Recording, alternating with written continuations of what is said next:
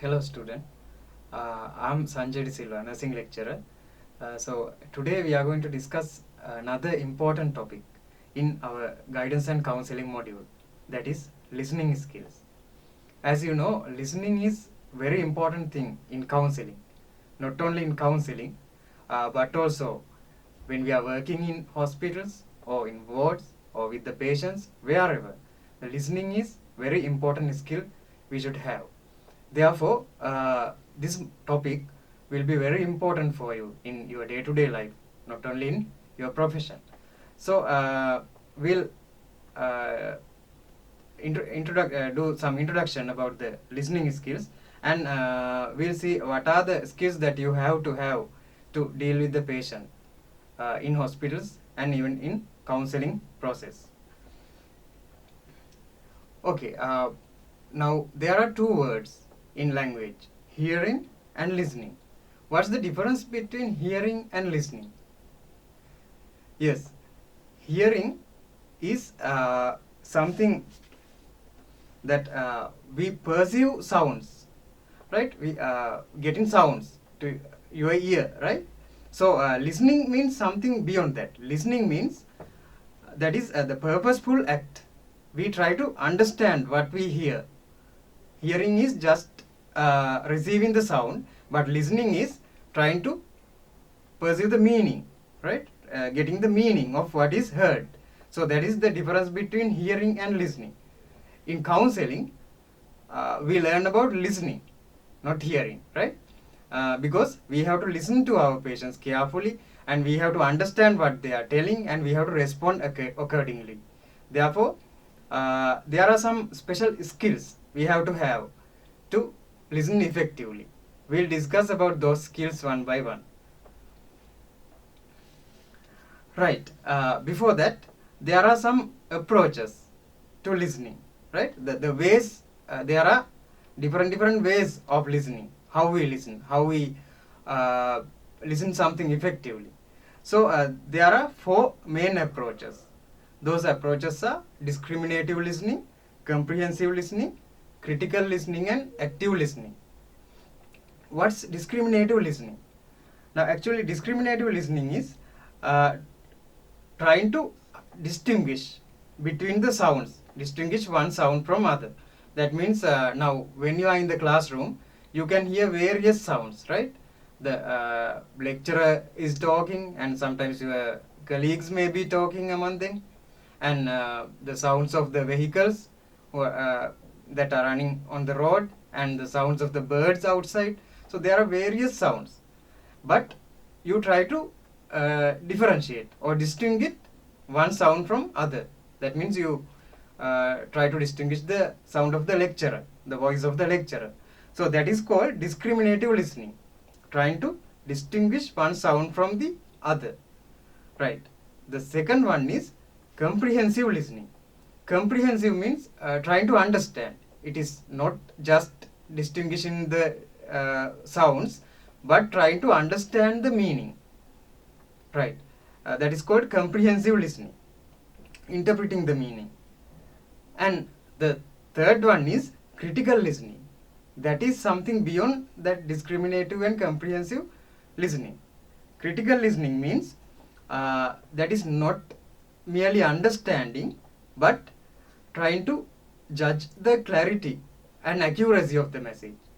Is this message accurate? Is this message reliable? So, trying to understand critically or judge the accuracy of the message is critical listening, right? So, when you are in the classroom, when you study something, when you learn something, this critical listening is very important for you, because what you learn should be clarified for the accuracy, right? So that is called, that process is called critical listening. And the fourth approach to listening is active listening. Now active listening is very important thing in counseling. Active listening means not just hearing the sound and understanding the message, but we have to respond to the speaker. We have to show that we are listening, that we are paying our attention to the speaker, right? So that means providing feedback. When you listen, you have to provide feedback, and you have to show that you are listening by responding, by asking questions, by your facial expressions and body language. You have to provide feedback, right? For example, now when you are doing counseling, your client is speaking, so you have to show that you are listening, right? By your facial expressions, you show that you are listening to the client. And in the classroom, when your lecturer is conducting the lecture, you can respond to him, you can ask questions, right? Like that, we participate for active listening. So this active listening is very important in counseling, right? Now what we discuss is approach to listening. There are four approaches: discriminative listening, comprehensive listening, critical listening, and active listening. So all of these approaches are important, but in counseling we pay special attention to this active listening. Right. Actually, in our day-to-day life, we listen to various things, right? We listen to the other people, and we listen to music, and we listen various things. So actually, why do we listen? What is the purpose for listening? Right? Okay. Now there are four main purposes. First one is to acquire needed information. We listen to acquire information. For example, now you are listening to your lecturer in your classroom. So why do you listen? You want to gain some knowledge. You want to acquire some knowledge. That's why you are listening. And when you are listening to the news on radio or television, then also you are listening to acquire some information, maybe about the current situation of the country, about some special incidents, whatever. So what you are doing is you are listening to get some special information or acquire some information. So that is the first purpose of listening. And next one is to evaluate and screen the message. That means now you are listening to something to look for an important information, right? Sometimes now say that you need any special information about a university, because you need to participate for a special course, maybe say that in counseling. So you listen to some special lecture or some video, right? Or some audio in internet, because you need to get that particular information about the course you wish to participate, right? So in order to get some special information also, you are listening, right? To evaluate and screen the messages. And the third one is listening as recreation. Recreation means as a hobby, and sometimes listening for fun. That means say that you are listening to music, right? When you have a free time, you listen to music. That is for recreational purpose. So that is the third purpose of listening. And the fourth one is listening as a requirement for social efficacy. What is the meaning of that? Listening as a requirement for social efficacy. That means we have to listen to maintain the social relationships with other people. Now, we are not living alone, right? In this society, we have to communicate with different people. In your home, you have to communicate with your family members, and when you come to university, you have to communicate with your colleagues and lecturers. And when you go to hospital, you have to communicate with the clients and the other hospital staff, right? So here in this way, we have to listen to the people, right? We have to listen when other people are talking. That is as a social relationship. To maintain social relationship, listening is very important, right? So there are four main purposes of listening: to acquire information, to evaluate and screen messages as a recreational activity, and listening as a requirement for social efficacy. These are the four main purposes of listening. Okay, what are the actions required for effective listening? Now everybody is listening to some extent, but how can be an effective listener? Because not all people are effective listeners. Now in this society you can see that some people, when we talk something, they listen effectively, right? They listen carefully, and they provide some constructive feedback. But some people, they are poor listeners, bad listeners. They don't listen correctly. They don't listen effectively. So with that kind of people, it is difficult to communicate because they don't listen. Therefore, being an effective listener is very important. So, what are the actions required for effective listening? When we talk about these things, there are some important points we should know.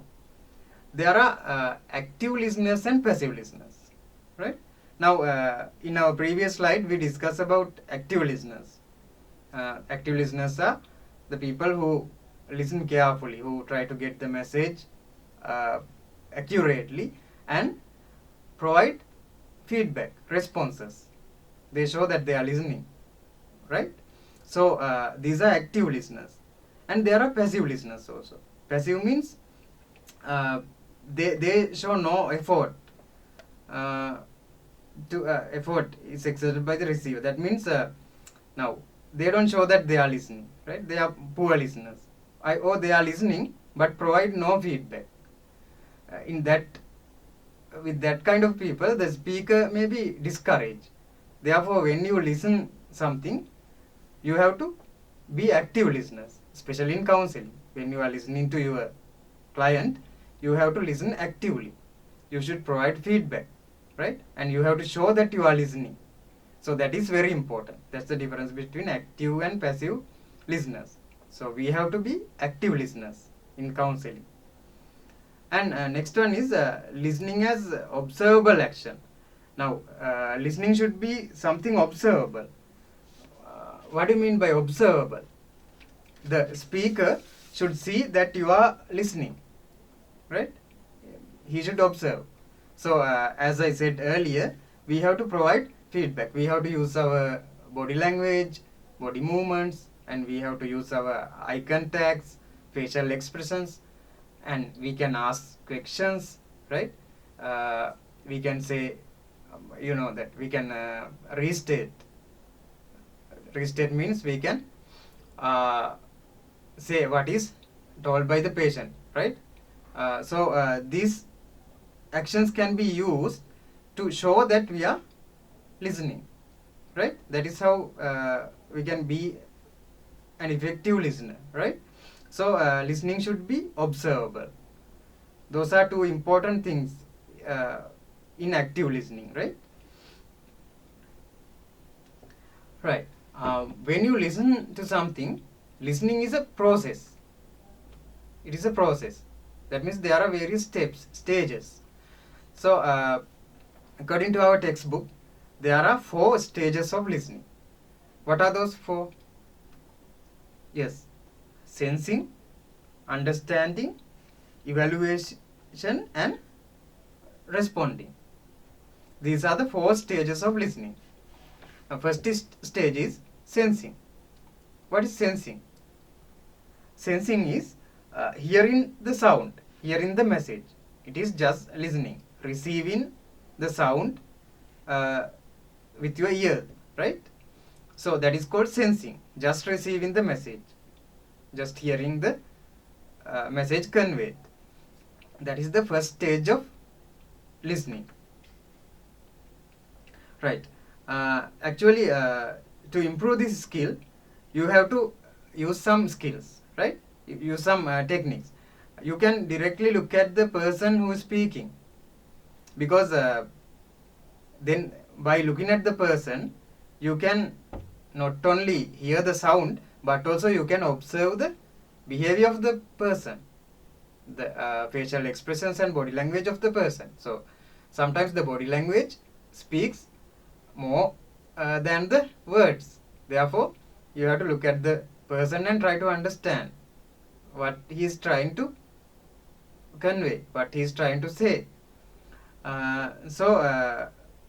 Now you have to listen for not only the words but also the tone and intonation, right? The tone, the way the person is speaking, right? The tone, pitch, those things also should be considered. Then only you can sense effectively, right? So that is the first stage of listening. And the second stage is understanding. Now after hearing the sounds, after getting the message, we should try to understand, right? That is interpreting the message. Now we have received the sound already, so we try to understand what is the actual message conveyed by the speaker. So this process is called understanding, interpreting the message. And in this stage, our goal should be helping everyone understand what the speaker is trying to communicate, right? As the speaker. So that is the second stage of listening. Third stage is evaluating. Now we have received the message, we have understood it or interpreted the message, and then we have to evaluate. Evaluate means appraising. That means analyzing the message. We have to see if the message is correct. Are there evidences to prove what is said, right? Is the message correct? So that is called evaluating. Not just understanding, not merely understanding, but we try to evaluate whether this message is correct and reliable. That is called evaluating. And next stage is responding. Now we have already received a message and we have understood it. We have evaluated whether the message is correct and reliable, and then next stage is responding. By responding only, we can become active listeners. Not merely the understanding message is sufficient, right? That is not sufficient. But to be an effective listener, you should respond. That means you should provide feedback to the speaker, right? The responding can be done in various ways, right? Either you can restate what is said by the speaker, or you can ask questions to clarify, or you can show that you are listening by your facial expressions and body language. You can do anything to respond, to provide feedback to the speaker. So to be an effective listener, you have to develop the skills in all 4 stages of listening, right? So what we discuss now is the stages of listening. There are 4 stages: sensing, understanding, evaluating, and responding. Okay. Right. When we listen to the something, there are obstacles and barriers to the listening, right? We'll see what are these obstacles. Now, first one is inaccurate assumptions about listening. Inaccurate assumptions. Sometimes we have some wrong assumptions in our mind. So when we are having these assumptions or ideas, it is difficult to be effective listeners. So what are those assumptions or wrong ideas? Now the first one is listening is easy. Some people think that listening is an easy process. It is just hearing something, so it is very easy. No, that is wrong. Listening is difficult because listening is a skill that we should practice. If you practice that only, you can become good listeners, right? By your experience, you may know that there are some people who are poor listeners. They can't listen effectively. When we are trying to tell something, they don't pay their attention. So being an effective listener is very difficult. That should be practiced. Therefore, listening is not very easy. And next one is listening is just a matter of intelligence. Some people think that only intelligent people can become good listeners. No, that's not right. Effective listening has nothing to do with your education or intelligence. Therefore, anybody can become a good listener, right? But they should practice. They have developed their skills. And the third assumption is listening requires no planning. We can just sit here and listen to something. Yes, you can hear something at any point, anywhere, but to listening effectively, you have to have some preparation. You have to prepare for it. If you are not prepared well, then you can't hear, right? Say that in the classroom, if you are hurried to go home, or if you are hungry, or if you are thinking about something else, then you can't listen effectively to a lecturer, right? So you have to have some preparation, right? Or planning for listening. And some people think that if you read better, you can listen better. No, reading and listening are two different things, right? There are people who read a lot, but they are not good listeners, right? Uh, Listening is something different. So these are some assumptions, the wrong ideas that the people are having about listening, right? Therefore, if you are having these kind of ideas, they should be changed, because those are some obstacles to effective listening. And there are some barriers to listening. Barriers. So, what are the barriers for effective listening? Yeah, we can categorize these barriers to some types, right? Some groups. So, the first one is physiological barriers. What are the physiological barriers? Now, the first thing is, if you are having some hearing impairment, then you can't listen effectively. You can't get the message effectively, right? So that is a barrier, physiological barrier. And the speaking thinking rate, that means according to the scientist, we speak 150 words per minute, approximately 100 to 150 words, but we can process about 500 words in our mind, right? So there's a difference between those two things, speaking and thinking, the ratio, the rate, right? So that also can be a barrier, right? Therefore we have to understand about that, right? That means we can think, or we can process uh, in a more speedy way than we are talking, right? And next one is physical conditions. Physical conditions means, for example, the loud noises. Now, if when you are talking with the client, say that there are some noises outside, vehicles are going, or some other people are shouting there, so you can't listen effectively, right? Therefore, those noises and the other environmental things can be the barriers to the listening, right? And all of these things are considered as physiological barriers. And the next one is personal problems. Personal problems means, say that if you are suffering from some illness, right? So you can't pay your full attention, no? Because you have some difficulties. Or say that you are tired, or you are hungry. In such situations, you can't listen effectively, right? So those things are considered as personal problems, the barriers. The next one is cultural differences. Cultural means, say that the social background of the people, beliefs. Sometimes there are some cultures which consider that the ladies are inferior, right? Or women are inferior, right?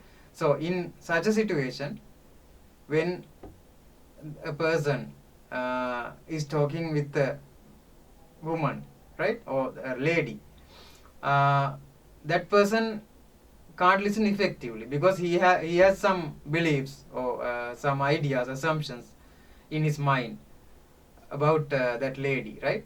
So due to those things, that person may not be listening effectively.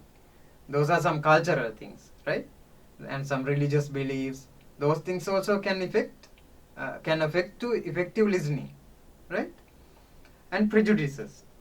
Prejudice means now negative attitudes towards a particular person or towards a particular group of person, right? The racism and some religious things also can be there, right? And when you have prejudice or negative, strong negative beliefs in your mind about something or about some group of people, then also you can't listen them effectively. Therefore, we have to remove those prejudices from our mind to be effective listeners. And another barrier is connotative meanings. Connotative means sometimes we have some personal interpretations to particular words or phrases, right? Now, for example, say that in the universities, they have some, subcultures, right? In these subcultures, they have given special meanings for some common words, right? So those words can be understood by the people within that subculture, but not the others, right? If a person from outside is coming to the university, sometimes that person may not be able to understand that special meaning because that meaning is used within the particular subculture, right? Therefore, that kind of connotative meanings also can be a barrier for effective communication. And next one is poor listening habits, right? Some people, as we discussed earlier, are poor listeners. They don't have listening skills, right? So sometimes they may be fake that they are paying attention, right? They show that they are paying attention, but they are not. And sometimes they listen only for the facts, not the meaning. They don't listen critically, right? So those poor listening habits also can be a barrier for effective listening, right? Now what we discuss is barriers to listening, right? Physiological barriers, personal problems, cultural differences, prejudices, connotative meanings, and poor listening habits. These are barriers to effective listening, right? When we listen to somebody, especially to our client as a counselor or as a nurse, we have to be empathic.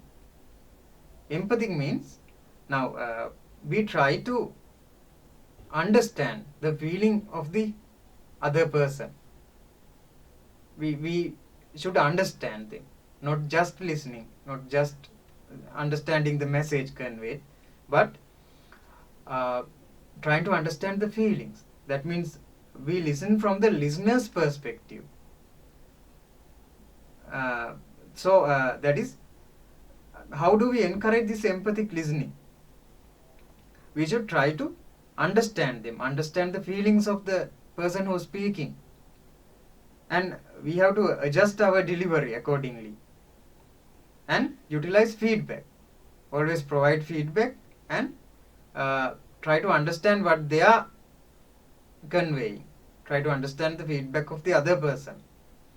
And when you convey your message, you have to be clear, right? Clear and accurate, and show that you are interesting to what they are telling. This is how you can be an empathic listener, right? This empathy is very important in counseling.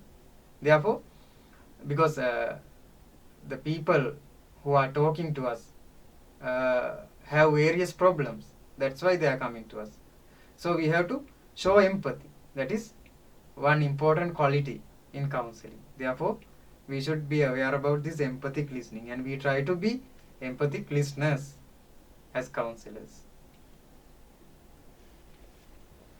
Right. though it is difficult to control the listeners, sometimes if we are having some important qualities, we can do it to some extent, right? So the planning is very important. Planning. Now, you have to have a good plan before talking to somebody, before listening to somebody, right? So, what are the features of a good plan? Now, try to develop these things. Understanding your current listening skills, right? We have to have an idea about what are the listening skills we have and what are the skills we have to develop, right? So, if you are having a good understanding about listening skills, that will be helpful. And preparing, as I said earlier, the preparation is very important. You have to have a good preparation to listen. If you are not prepared, that is difficult for you to be a good listener. Therefore, prepared for that. And control and concentration. The concentration is very important, right? Concentration, paying your attention, full attention. And show alertness and interest. We have to show that we are interested about what the client is talking. Therefore, that interest can be shown in various ways, as I discussed earlier, right? By your facial expressions, by asking questions, by providing feedbacks, whatever. We have to show that we are interested about what is being said by the client. And search actively for meaning, right? Just listening the sounds or just listening the words is not sufficient. Listen for the meaning. What is the actual meaning of what is said by the client? And keep active, right? Show your attention and keep active, right? If you are not active, then the speaker also will be discouraged. Therefore, listener should be active and show our interest. And suspend the judgment about the message, right? We should be non-judgmental. Don't judge the client by what is said, right? We have to use a non-judgmental approach. Listen carefully and get the full information, and then only you can come to a conclusion, right? There are people who are, what they do, they just listen something, just listen to the part of the message conveyed and come to a conclusion. That is wrong. You have to get the full information, then only you analyze, right? Until that you suspend the judgment. Okay. These are some features, some important facts to develop a good plan to be a effective listener, right?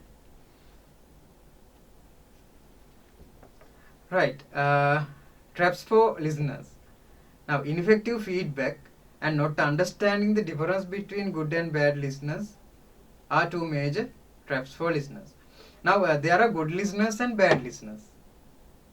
As we said earlier, some people have good listening skills while others do not have. So, what are the characteristics of good listeners? Right. Now, good listeners, they always search for opportunities, right? They ask. And now, when you are listening something, always you have to, you should try to get the real meaning, right? And ask questions, right? Search for opportunities. And as we said earlier, don't judge until comprehension is complete. Until you fully understand the message, don't judge, right? If you come to judgment earlier, then that will be a barrier for effective listening. And listen for central themes, not the words conveyed, not the sounds you hear, but listen for the central theme of what is said by the client. And work hard, right? Exhibit active body state. Yeah. So what are the characteristics of bad listeners? Yeah, they listen for the facts, just for the facts, not the meaning conveyed, right? They are just listening the fact and then come to a conclusion. And they don't show energy output, right? They fakes attention sometimes, but they don't interesting about the message. And they are distracted easily. They can't pay their attention for a longer period of time, easily distracted within a short period. And sometimes they may take extensive notes using only one system, right? Not listening, but the other things. They concentrate on other things, right? So these are the characteristics of bad listeners. So we have to understand those characteristics and develop the good skills to be effective listeners. Right. Again, these are some tips to be good listeners. How to be a good listener? The first thing is you have to be motivated to listen. You have to interest. You have to show your interest. You have to be interesting about what is said, right? Motivated. And prepared.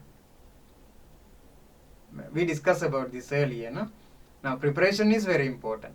If you are not prepared well, then you can't be a good listener, because if you are having the other things to do, and or if you are running here and there, right? When you are having another task to do, you can't listen effectively.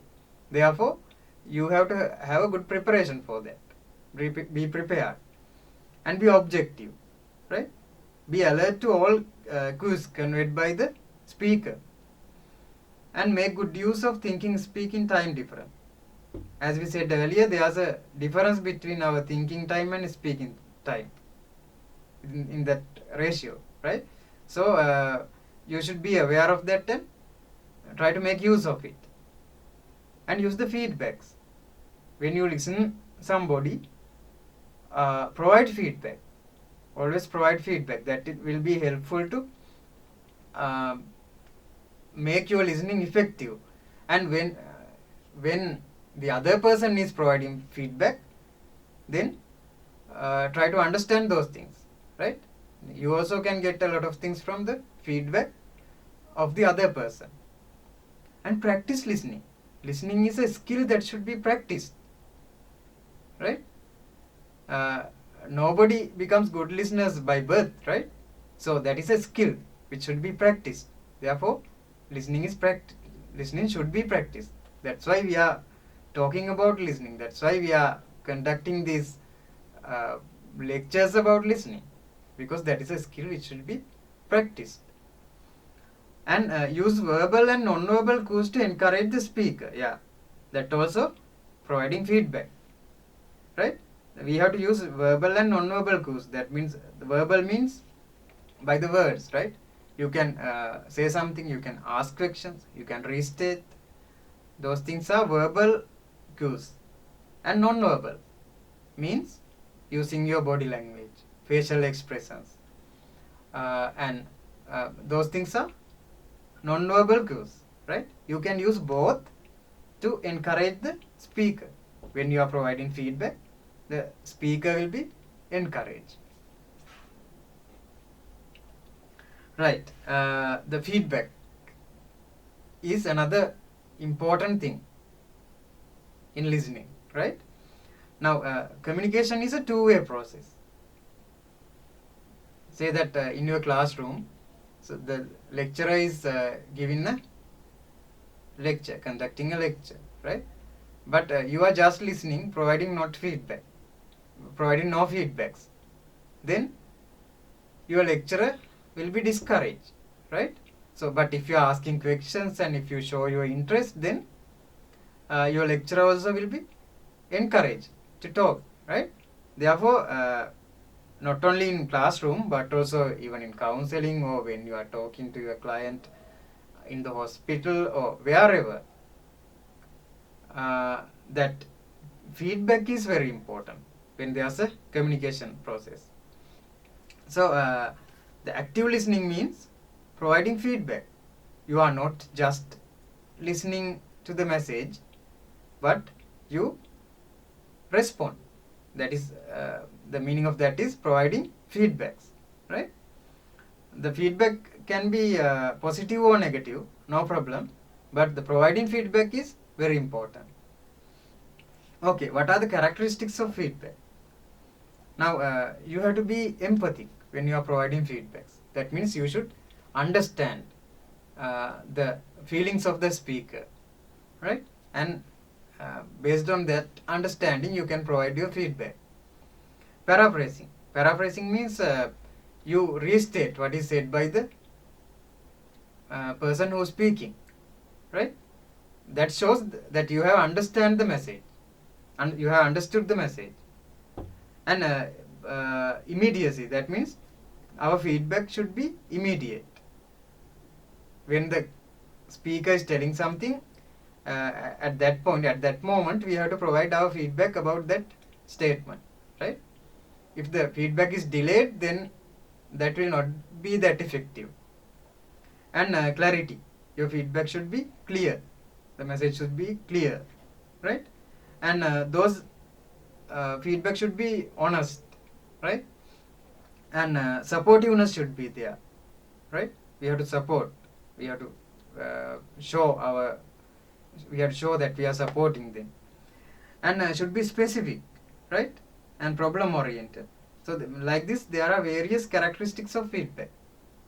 We should think about these things when you are providing feedback to the person who is speaking, especially when you are doing counseling to your client, right?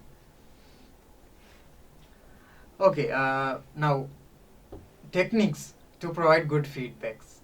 There are some techniques that we can use to provide good feedbacks, especially to a client during your counseling process, right?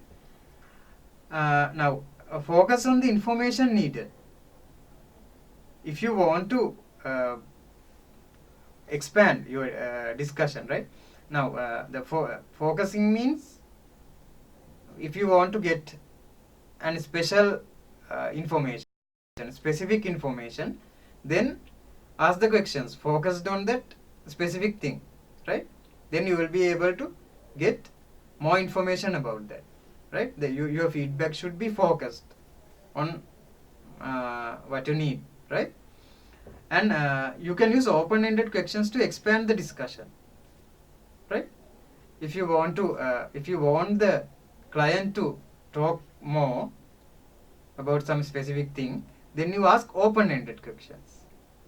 And if you need to prompt for some specific thing, then you can use close-ended questions to get a specific answer, right? So these are skills, right? You can use these skills to get the information that you need from your client. And use eye contacts and expressions to encourage the speaker, right?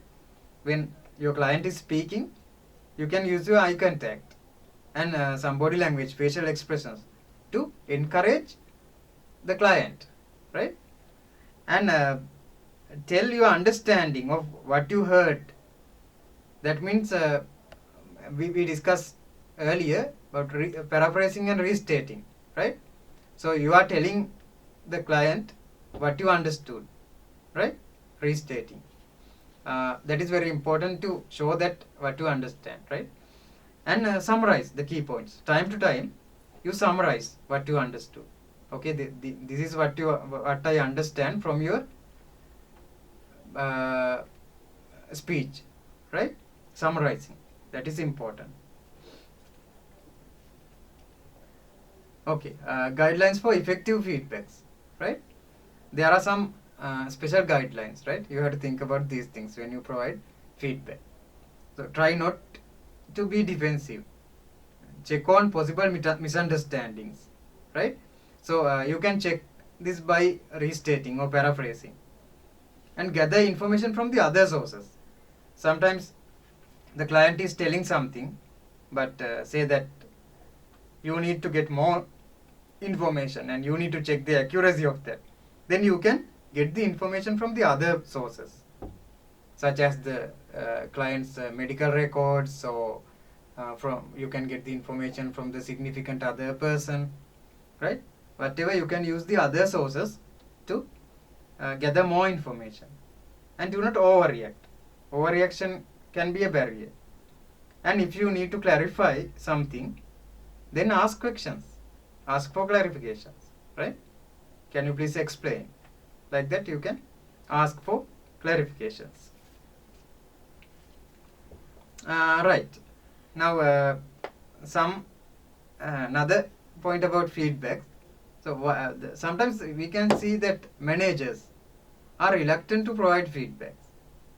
Why? Okay.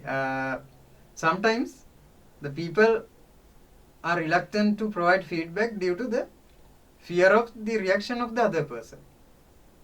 If I provide feedback in this situation, what would the other person say, right? I'm afraid of the reaction of the other person. Then also, I don't provide feedbacks, right? And sometimes the feedback may be based on subjective feeling, and the manager may be unable to give correct, concrete information, right? That is one reason. And the information on which the feedback is based may be a very flawed process, right? Now, in management process, sometimes the information may be taken from the performance appraisal or something, right? So this basis may be a flawed process, right? In such a situation only they are reluctant to provide feedback. And managers prefer to be a supportive coach than judge, right? Some people, they don't want to be judges, right? But they prefer to be a supportive person. In such a situation also, some people are reluctant to provide feedback.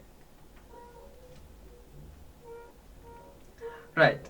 Now we have discussed a lot of things about listening skills, right? As we discussed up to now, listening is very important thing, very important skill that should be developed by a counselor. Not only a counselor, but also any person should have good listening skills. If you are having good listening skills, then you can be an effective communicator, right? So we discussed about the difference between hearing and listening, and we discussed some approaches to listening. Those are discriminative listening, comprehensive listening, critical listening, and active listening. So as the counselors, we have to be good active listeners. And we discuss about the purposes of listening. What are the purposes?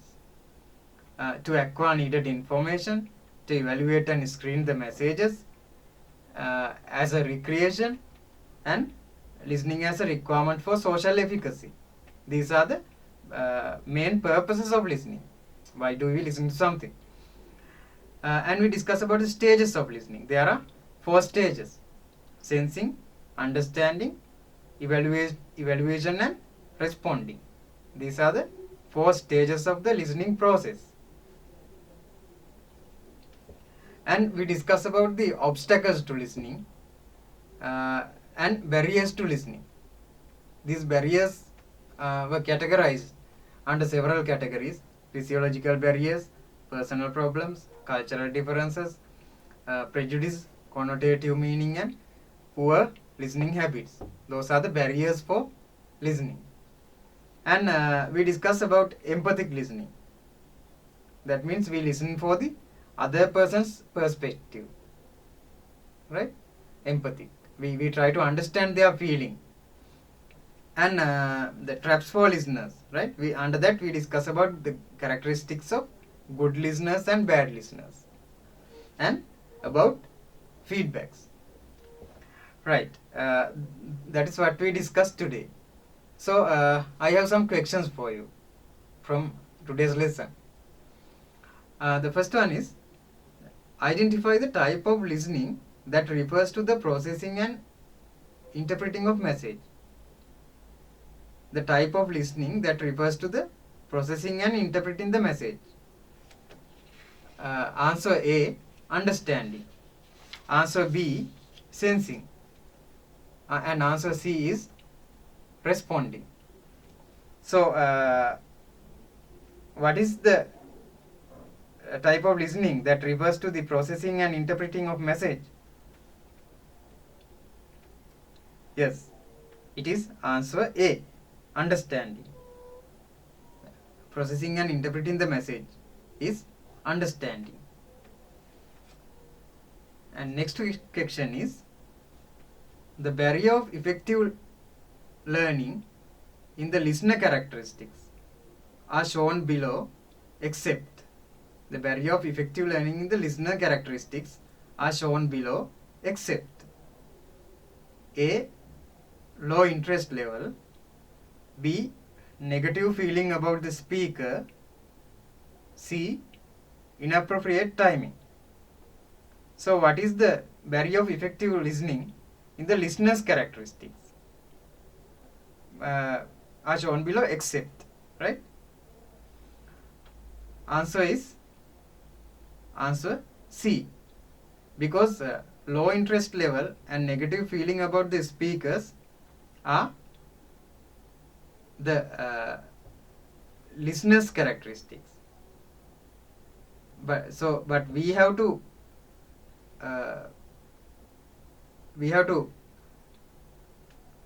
understand what is the characteristic which is not under the listener's characteristic.